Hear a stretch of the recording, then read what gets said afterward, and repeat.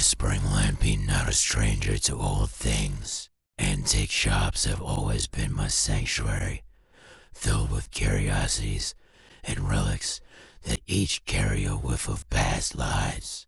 But it was one lamp in particular that changed everything.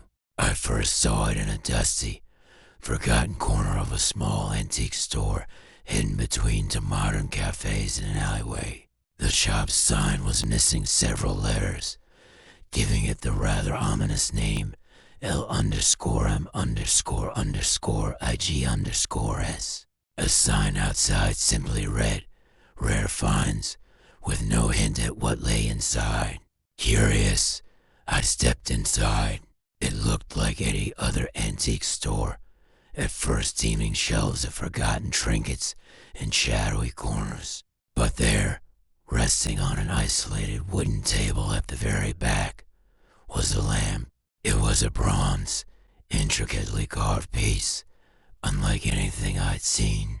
The base twisted like gnarled roots, and the lampshade seemed almost organic, woven from some unidentifiable fabric. Strange symbols, etched in the metal, seemed to shift when I tried to focus on them.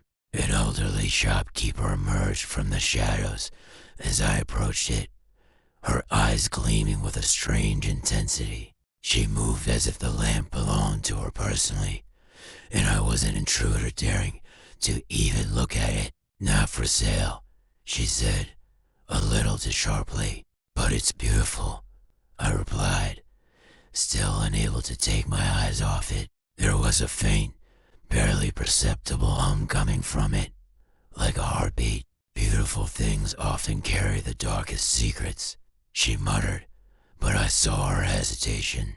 I couldn't explain the pull. Maybe it was the lamp's sinister allure, or the way the room seemed to grow colder the closer I got to it. But I knew I wanted it, needed it. "If it's not for sale, why have it out here?" I asked, pushing just a little, sensing that the old woman might budge.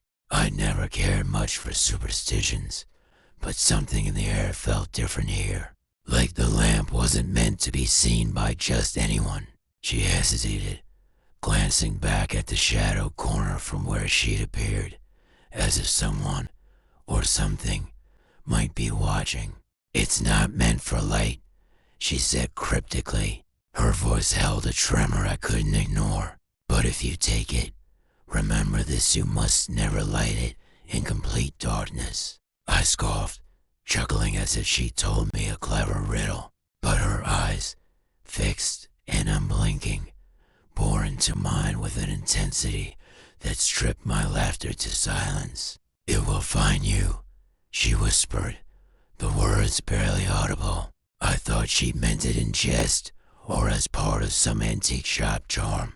But as she took my cash with a shaking hand, I noticed the way her fingers lingered on mine, the way her nails dug in for just a second longer than comfortable. That night, I brought the lamp home. It was heavier than I'd realized, and it cast a curious light even without being turned on. I placed it in my living room, intending to inspect it in the morning. But around midnight, as I lay in bed, I heard it. A soft, insidious whisper floated down the hallway. I froze, straining to listen, but it had stopped as suddenly as it began. I convinced myself it was the wind or an old building settling, until the whisper returned a slight, rustling breath. The words were indiscernible, yet filled the air with an inexplicable dread. I reached for my phone and glanced at the time. 3:03 a.m.